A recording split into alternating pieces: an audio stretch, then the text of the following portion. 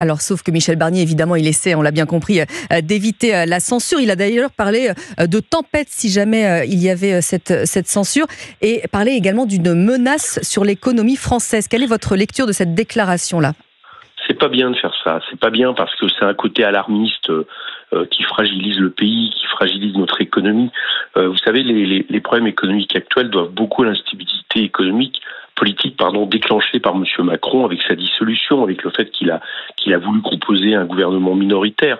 Donc en rajouter en criant attention au feu alors que ce n'est pas le cas, c'est pas bien. Alors pourquoi c'est pas le cas ? Parce que la Ve République a prévu ce dispositif, notamment ce qu'on appelle la loi spéciale, qui permet, si le gouvernement n'arrive pas à faire voter la partie recette avant fin décembre, qui est réglementaire, de faire passer un minimum, si vous voulez. C'est-à-dire qu'on peut continuer à lever les impôts, payer les fonctionnaires, en attendant de rediscuter du budget. Il n'y a pas de shutdown. Donc il ne faut pas faire peur comme ça aux gens. Le chaos, c'est maintenant. Le chaos, il est politique, on le voit parce qu'il n'y a pas de majorité derrière M. Barnier.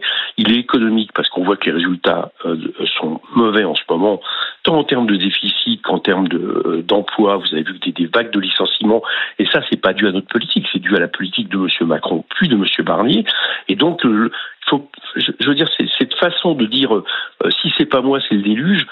Franchement, c'est un mauvais coup pour la France. Et au-delà de ça, Éric Coquerel, si on se projette un peu, il y a un sondage CSA pour Europe 1, CNews et le JDD qui nous apprend que 62% des Français souhaitent la démission d'Emmanuel Macron en cas de censure justement du gouvernement Barnier. Est-ce qu'il n'est pas là le vrai sujet finalement ?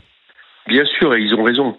Pourquoi il est là ? Parce que celui qui finalement a créé cette situation, c'est l'Élysée.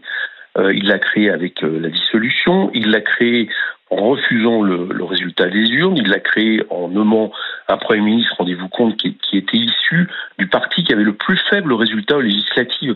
Donc c'est lui qui a créé cette situation. Et donc, moi je pense que s'il y a censure du gouvernement Barnier, il y a deux solutions. Soit il nous donne la main, il dit « Ok, je reconnais le résultat des urnes, on n'a certes pas de majorité absolue, mais au moins c'est à nous d'assumer politiquement les choses. » Quand je dis « nous », c'est le nouveau Front populaire.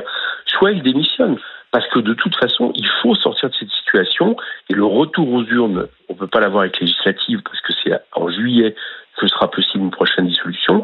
Donc, on ne peut pas rester en cette situation. Et c'est la démission de M. Macron qui pourrait permettre d'en sortir. Et avec des élections anticipées, par exemple, c'est quelque chose à laquelle vous vous préparez, vous, à la France Insoumise? Oui, notamment. On a même écrit, d'ailleurs, Manuel Bompard, notre coordinateur, a même écrit au ministre de l'Intérieur pour savoir s'il pouvait déjà prendre des dispositions en cas de présidentielle anticipée, qu'on ne se retrouve pas, à improviser une présidentielle. Si M. Macron démissionnait, ça irait très vite, puisqu'il y a entre 20 et 35 jours pour organiser une élection. Donc vous voyez, par exemple, M. Macron démissionnant au début de l'année, reconnaissant lui-même qu'il est le point de blocage et qu'il faut s'en sortir pour le bien du pays, eh bien nous pourrions avoir des élections rapidement, une majorité, un nouveau gouvernement, et du coup rediscuter de budget, et on aurait une situation plus stable, et je l'espère, avec une majorité donnée à ceux qui contestent cette politique qui est, depuis des années, fort mauvaise pour le pays.